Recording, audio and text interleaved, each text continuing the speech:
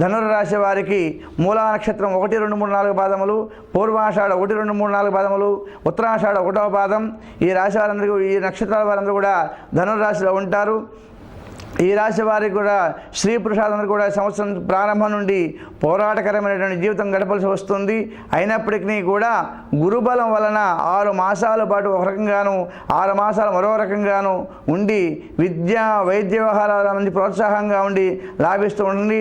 ప్రారంభంలో బాగా ఉన్నప్పటికీ కూడా స్వల్పమైనటువంటి దుర్బలత్వం కలిగి ఉంటూ ఉంటారు. ఏలినాటి శని దోషం, అష్టమ రాహు దోషం వలన అజీర్ణ ప్రకోపములు, నరములు నిస్తారం చేత ధాతుబలం తగ్గుతూ ఉంటుంది. కుక్షి, హార్టు కంప్లైంట్, శేషమ బాధలు, ఆగస్టు తర్వాత అపనిందలు, మానసికమైన ఆందోళనలు, ఔషధ సేవలు జరుగుతూ ఉంటాయి. రక్తబంధు అరిష్టాలు ఉంటూ ఉంటాయి. అధికమైన వ్యయం, రుణ బాధలు, శారీరక దుస్థితి వలన ముందుకు పోలేకపోవుట, అస్వస్థతలకు గురయ్యి పెట్టుబడుల కన్నా కూడా నష్టం జరుగుతూ ఉంటుంది. ప్రేమ వ్యవహారాలు ఫలించవు. పిల్లల వలన బాధలు, చికాకులు, స్త్రీ మూలకంగా కళత్తమైనటువంటి అనర్థాలు కలుగుతూ ఉంటాయి. అపఖ్యాతి, గుప్త శత్రువుల బాధలు చెలరేగుతూ ఉంటాయి. ఆగస్టు తర్వాత ప్రయాణాలు తగ్గించుకోవాల్సి ఉంటుంది. ఏలినాటి శని ప్రభావం వలన ఉన్నప్పటికీ కూడా గురుబలం వలన కొంతమేరకు నిట్టురాగలుగుతారు. 8 రాహువు దుష్ట ఫలితాలను ఇస్తాడు. కానీ సమయస్ఫూర్తితో వ్యవహరించుకుంటూ ఉండాలి. ఉద్యోగస్తులందరికీ కూడా ఆగస్టు తర్వాత సుదీర ప్రాంతాలకు బదిలీ తప్పవు.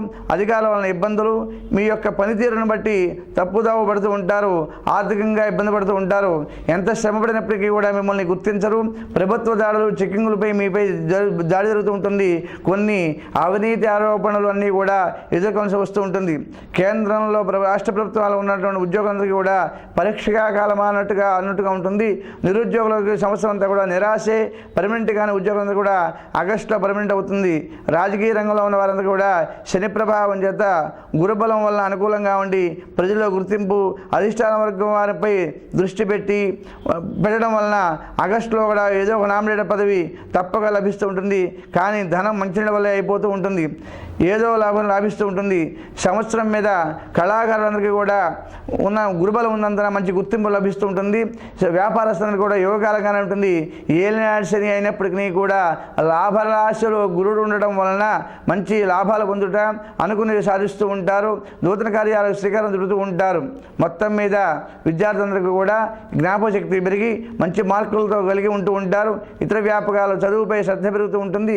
మెడికల్, ఇంజనీరింగ్, ఐసెట్, లాసెట్, బీడీ, పాలిటెక్నిక్ ఎంట్రన్స్ వాళ్ళందరికీ కూడా వ్రాయే వారందరికీ కూడా చాలా ఆశాజనకంగా ఉంటుంది.